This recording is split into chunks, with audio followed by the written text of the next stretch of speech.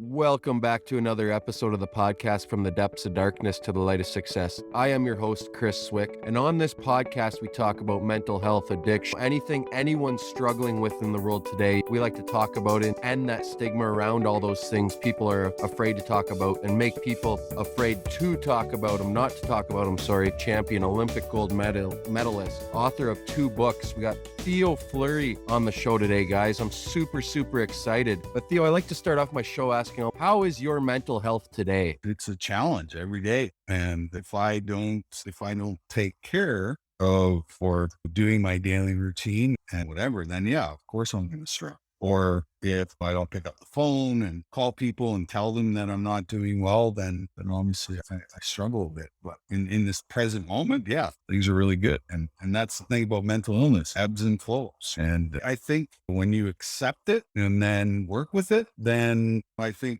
those ebbs and flows the valleys are less and the highs are not as high. I would say it's a daily reprieve based on what I do. That's what it is. If you don't do anything, you're probably going to continue to struggle. But if you, and it's all tied in, like trauma, mental health, and addiction are all together. They all live in the same house. And if I don't take care of my addiction, if I don't take care of my mental health issue, if I'm not working on my trauma issues, then I'm probably going to struggle. Mentally. No way around it. And I like that you say that too. Like, it's like the old saying is, if you keep doing the same thing over and over again, that's the definition of insanity. You got to change your ways, your people, places, your things. And if you don't do that, which is where we are. We're in that sort of insanity space sometimes. And we get to the point where we got to move out of that space. What does moving mean? Moving helps with the mental illness, right? Action helps with the mental illness. And talking about it moves the mental illness.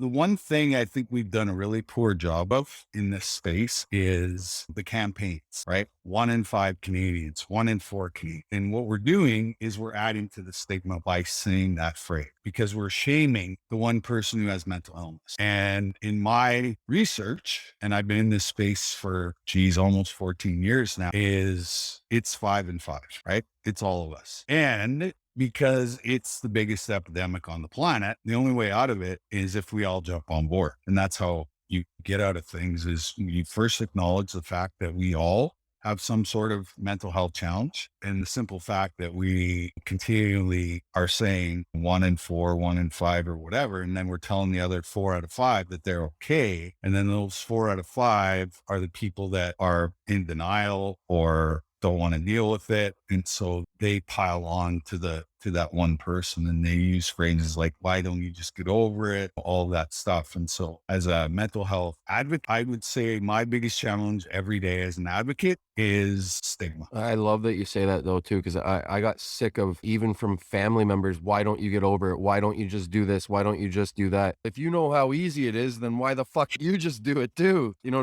yeah, exactly. And then we get all these mixed messages from Big Pharma, that there's a magic pill. Sorry, there isn't a magic pill. There's a Band-Aid solution. And I understand there are certain afflictions that need medication. The more extreme stuff like bipolar and schizophrenia and these kind of things need medication. But for general anxiety and depression, it's attitude. It starts with attitude or I like. And then doing work. Like for sure. If you don't do the work, your mental illness isn't going to go away. You have to do the work. It's as simple as that. And what is the work? Well, there's 10,000 different ways to heal. There's many different ways. Find your formula that helps you stay out of the ebbs and like the deep valleys or the high highs. You just want to go along like this, where it's just nice and smooth. Because what's the ultimate goal in mental health or mental illness or mental health challenges? Peace, joy, happiness, and serenity. That's the ultimate goal. And how do I get good insights, Theo? I love those insights because it's so true. There is no magic pill. But for the more severe mental illnesses and stuff. But for myself, I find if I don't get up and write down my gratitude list, read my affirmations every morning, hit that gym 4 to 5 times a week, I find myself going like this or going up on the highs and stuff like that.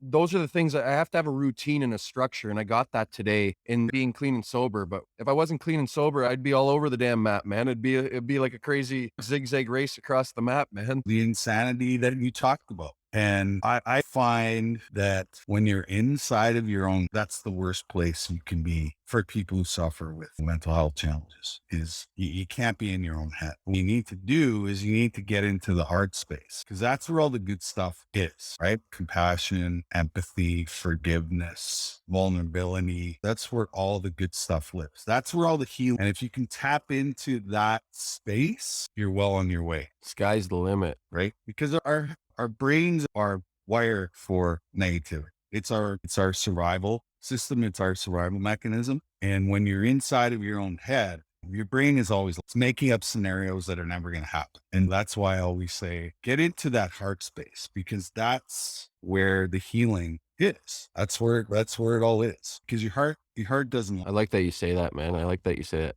I got a couple questions for you too. So what are you able to do in your life now that you weren't able to do before you got sober, Theo? My life is way more manageable. That's for sure. When, the first step is unmanageable. But I think you can lump trauma into that statement. I think you can lump mental illness into that statement. I think you can lump addiction into that because it's all unmanageable. I'm living in my past. I'm living in my trauma, and those traumatic experiences have left me in emotional pain and suffering, which is mental illness. So how do I deal with it? Tend to gravitate towards the dark side of life, get involved in addictions as a coping mechanism to suppress the emotional pain from the trauma experience. And so I have to unpack all of that. And how do I do that? Well, it takes courage. And revealing the trauma is the first step in the process. It's like when I stand on stage and say, I was raped 150 times by my coach. And it's amazing what my audience does. Everybody's head hits the Jaw drops. Yeah, because they somehow feel responsible for me being raped 150 times. So they pass that shame onto me. But because I've gone through the process of healing, I don't pick up on that anymore.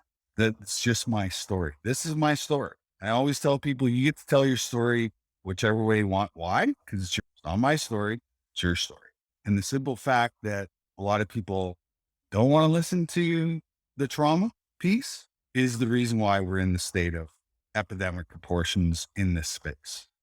Trauma is the catalyst. Trauma is what brings us into the mental health space, and trauma is what brings us into the addiction space. And until we talk about it, it's still because trauma gets stored in the body. And so when we're under stress from that trauma or just day-to-day life stuff, what happens is we produce this chemical in our body called cortisol. Okay. And cortisol is like acid in our body. And what happens is it starts to fray the nervous system. It's so acidic that it starts to fray the nervous system. And that's why we fall into depression. We fall into anxiety, panic. And so what is the antidote for cortisol? There's a little chemical that we produce called oxytocin, which is the drug of love and connection. And when we find those connections and we produce that oxytocin, the oxytocin sucks up the cortisol and then our body starts to repair itself.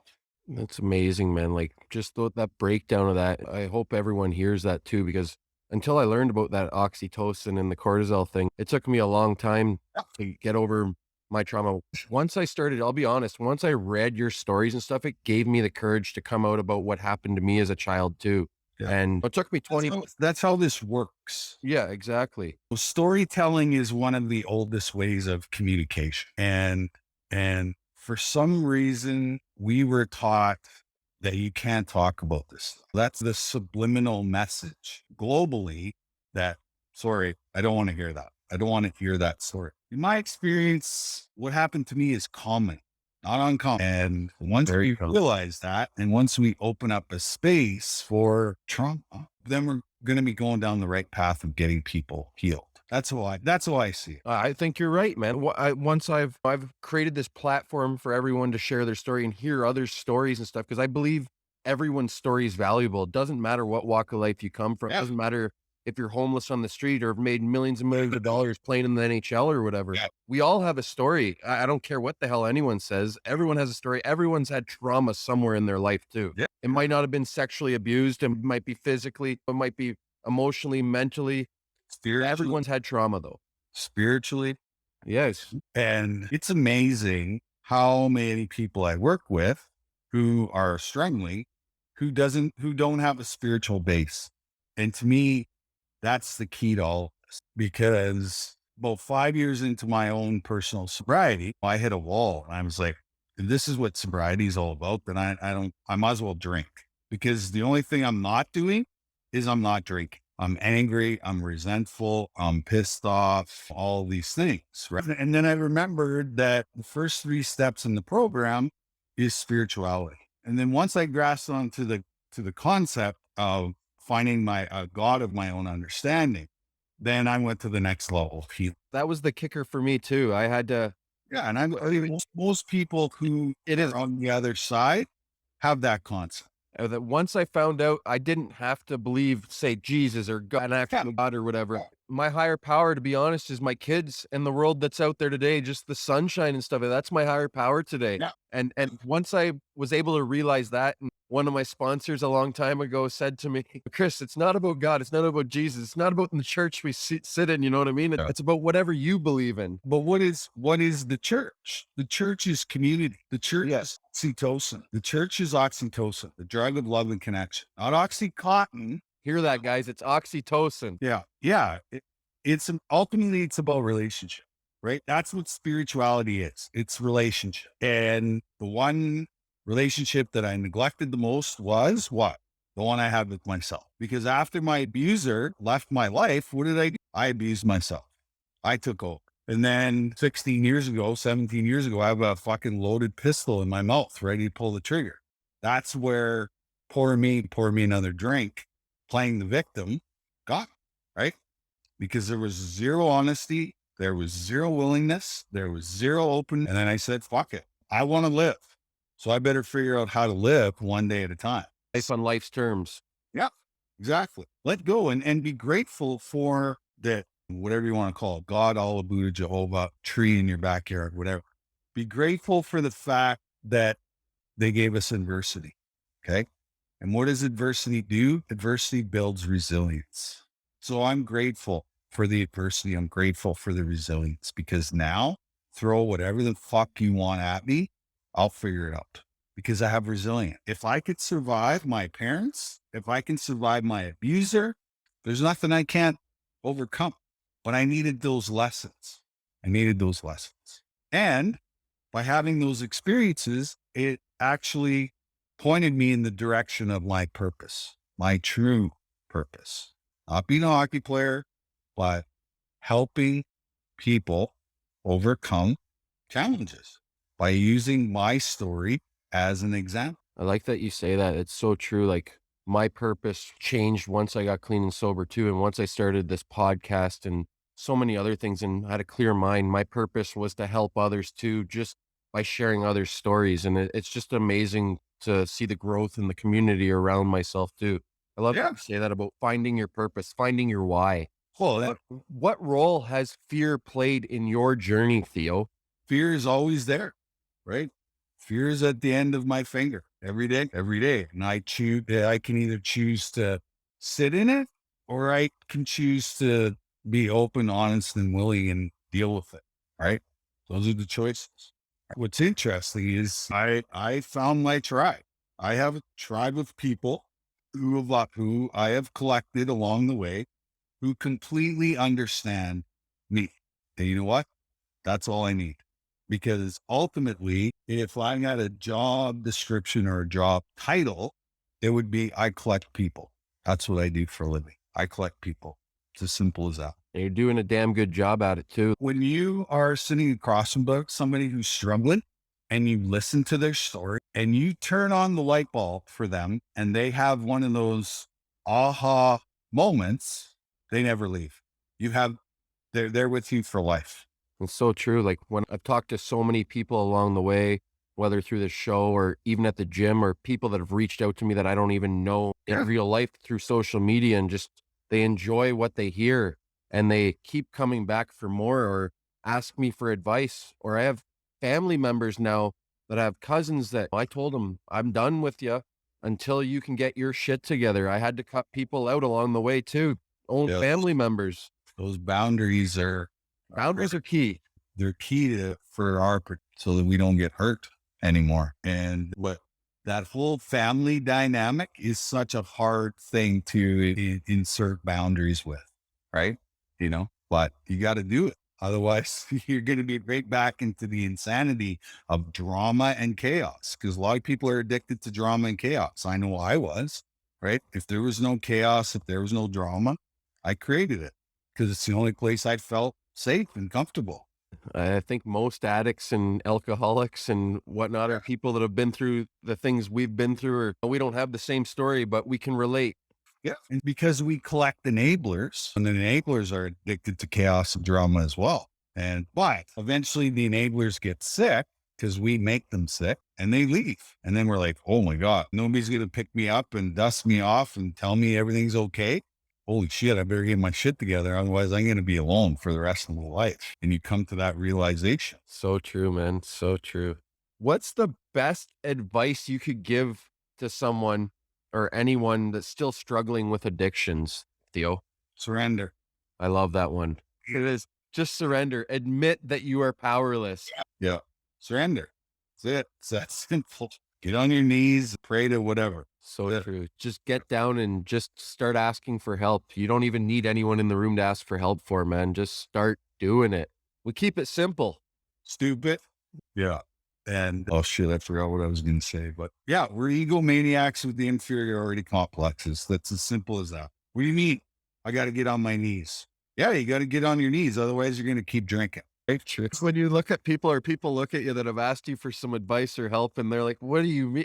Just, you asked me for help or some advice. Just do it. This is what helped me. So it might help you. I'm not saying it's going to, but give it a try. Yeah. When I walked into the rooms, man, it was those old guys. It was those old guys. It was like, hey, I need some help. Fucking surrender. And then they'd walk away because it's that simple, honestly. And then you see them in the next meeting and they go, did you get on your knees?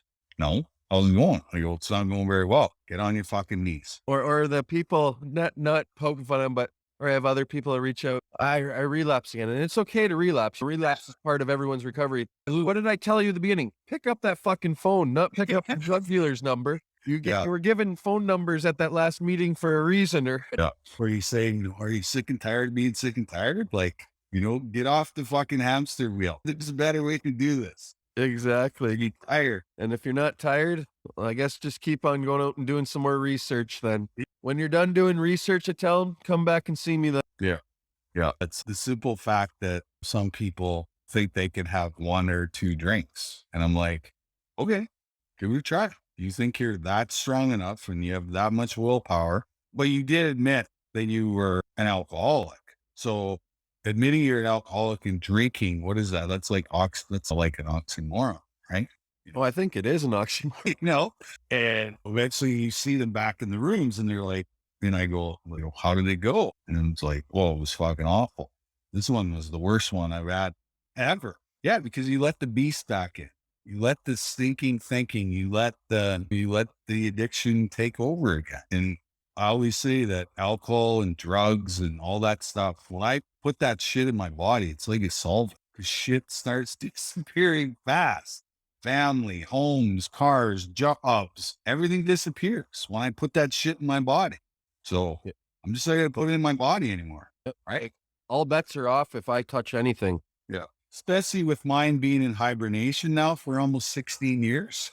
Can you imagine? Well, that's ugly. That's be ugly. And I'm getting too old to recover from that shit. I love that saying. I have another relapse in me, but I don't have another. One of the old timers, an old biker that used to come and go to the meetings I went to, he said the same thing. And that stuck with me and it has to this day. He said this, I have another relapse, but you won't find me back here. That's what he says all the time, man. So you just don't do it. End of story. And if you want to, pick up the fucking phone. Exactly. What is one thing you think every human should learn how to do in today's society, Theo? Compassion, empathy, and forgiveness. There isn't enough of that out there these days. I see it a lot. Like sometimes I just have to shut off the phone or when I go on social media. There's no need to bash people I like that you say that though. If they make a post and that means something to them, they're if you have nothing nice to say, just fucking move along. Use my language. And like I said, that's the heart space stuff. That's where you need to get to, because that's where all the healing is in there. It's so true. There's Most of us have had our hearts broken at some point. And when we mend that piece, the process of mending the heart space is it's going to teach you compassion. It's going to teach you empathy. It's going to teach you forgiveness. And when you have those characteristics, throw whatever you want at me. Bring it on. so true, man. Like the healing starts from the inside out. It doesn't start on the outside. And you got to start with yourself before you can help anyone else. You got to learn to love yourself. It Yeah. goes right back to that. Yeah. Because if you don't love yourself, what the fuck are you doing in a relationship? Because it's just going to be a shit. Because if you don't love yourself, then all the insecurities come out, mistrust, all these things, right? Over the course of the last while too, I've been learning not to be selfish because that between Yeah, selfish and my ego, I have to learn to be selfless. yeah. It's a characteristic of being an addict or an alcoholic. Selfishness, self-centeredness, asshole. You can put all those name tags on me for sure. Yeah, because we're juicers and junkies. That's what we are. At the core of who we are, that's who we are. Once we accept the fact that we are and we surrender and turn our will and our lives over to the care of whatever the fuck you want to call it, God, Allah, Buddha, Jehovah, the universe, tree in your backyard, whatever the hell you want to call it, then things will get better. But if we continue to do this in all of our relationships, You might as well just you shouldn't give up. Sorry, I shouldn't say that. It's time to move on then. Like you got to learn to work on here, work right in here first, work from the inside. yeah, because we're so good at wearing lipstick. I call it lipstick. Like when we leave the house and go out into the real world, we got our lipstick. But the outsides don't match the insides, or the insides don't match the outsides. Oh. And you have to get both. And I was a guy that wore a suit every day of my life playing professional hockey. And it was a great disguise because fucking I'm all dressed up and looking good. My hair's slick. Nobody's going to ask me about inside, right? That's why I don't give a shit anymore. I wear a baseball cap every day. I wear a hoodie all day long. I don't care. And the only time I get dressed up is to go into work now. Yeah, this is me. This is me. And if they can't accept it, then it's time for them to move on or they're not meant to be in your life. Because it's not about things. It's not about things. Not at all. It's about peace. It's about joy. It's about happiness, and it's about serenity. I love Because this. I lived for so long not experiencing any of those things. Even though I was like having the most unbelievable, successful professional life, I didn't feel good enough. Never felt good. The more I achieved, the worse I felt. It's crazy that you say that, but it's so true though. Like you weren't taking care of you. You were just pleasing the fans and whomever else you were performing for. Yeah. Yeah.